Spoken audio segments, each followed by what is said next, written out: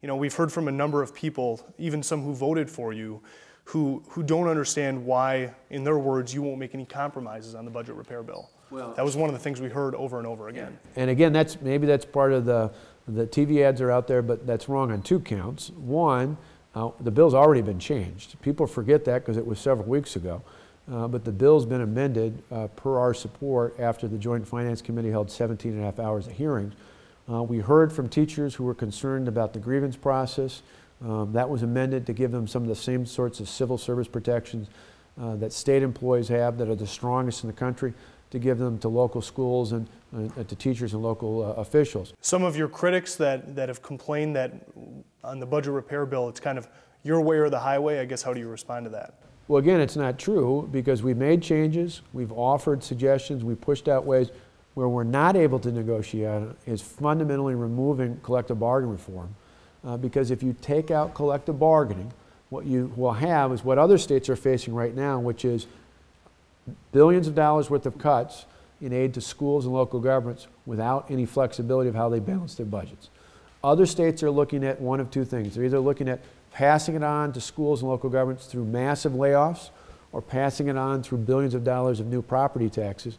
I don't think the public wants either of those two. Despite what the governor says, his critics insist he's not making any compromises. I don't know what his definition of compromise is. Democratic Representative Jennifer Schilling says Walker is unwilling to negotiate with Democrats or even Republican lawmakers. This is how rigid the governor is, that he is not even willing to look at language that has been drafted up by colleagues of his in the Senate that are of his own party, that the governor is in it to win it, and he is not willing to budge, not willing to negotiate, and I find that really troubling. Republican Senator Dan Kapanke says Walker is making tough choices that leave little room for compromise. Again, previous administrations, both Republican and Democrat, in previous legislatures have not had the intestinal fortitude, if you will, to stand up and say, we're not going to kick the financial can down the road any further. We're going to stand up, we're going to address the problem, we're going to put our fiscal house in order now, and that takes some large measures, and this is one of them, and I don't know how you kind of ease yourself into that.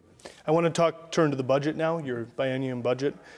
Your proposal aggressively calls for eliminating the state's deficit by about 90% in just 2 years.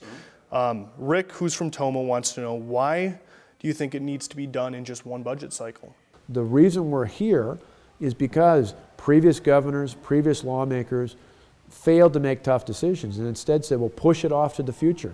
They raided funds, segregated funds. They went after the tobacco endowment. The last budget, they took $2 billion worth of one-time federal stimulus aid and used it for an ongoing budget. Those are all problems that got us to where we're at today. Passing it on 2 years from now just makes those problems even more difficult in the next budget. Why not spread the cuts out over 2 budget cycles? That'd still be your 4-year term. Understand that at that point, just by reducing it by 90% doesn't mean your costs don't escalate. And so if you don't get this budget under control now, in 2 years when those costs continue to grow, you're going to be in an even bigger pickle than we face right now. Wisconsin's gotten a lot of national attention in the last few weeks. Kathy Krakow wants to know if you have political aspirations beyond Wisconsin. No, my focus is in getting the 2 things I promised. I said we've got a crisis in the state that's both fiscal and economic. We're going to do this because it's the right thing for Wisconsin. If in the end we become a national leader because of reform again, so be it. We've been a leader on plenty of other things before. We can be a leader here too. You can hear the people in the rotunda. Yeah. You can hear the people outside. Has it gotten to you at all? I mean, have you lost any sleep in the last few weeks? No, I mean, in the end, and I've said repeatedly, the protesters who are here have every right to be here and they have every right to be heard.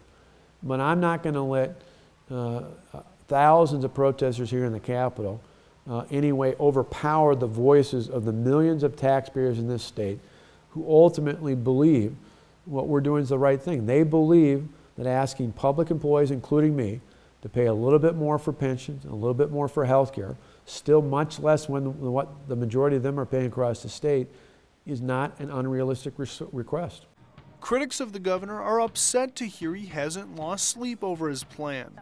Democratic Representative Jennifer Schilling says it's proof he doesn't understand the full impact. So I know that for a fact that there are people who are losing sleep over it. They're worried about being able to make their mortgage on their home. They're worried about being able to afford sending their own children off to higher education here in the state. So there are a lot of people that are losing sleep over this. Unfortunately, it's unfortunate the governor does not understand that and is not willing to see what this human sacrifice means here in the state.